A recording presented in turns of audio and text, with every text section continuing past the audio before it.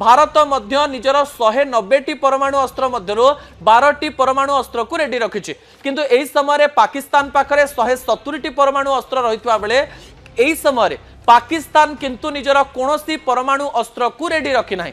या पछर कारण कौन हेई पारे हठात भारत निजर डॉक्ट्राइन रे काहेकि परिवर्तन करिछि ताकु नै आलोचना एवं पर्यालोचना करा जाउछि। दर्शक बंधु विजुअल उपरे आपनकर दृष्टि आकर्षण करे देबा पई चाहिबी।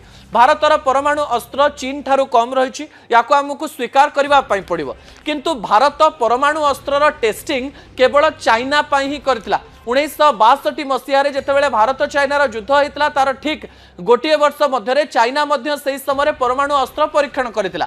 भारत मध्य परवर्ती समय परमाणु अस्त्र चाइना को देखि परीक्षण कर कथा सामना को आसुछि।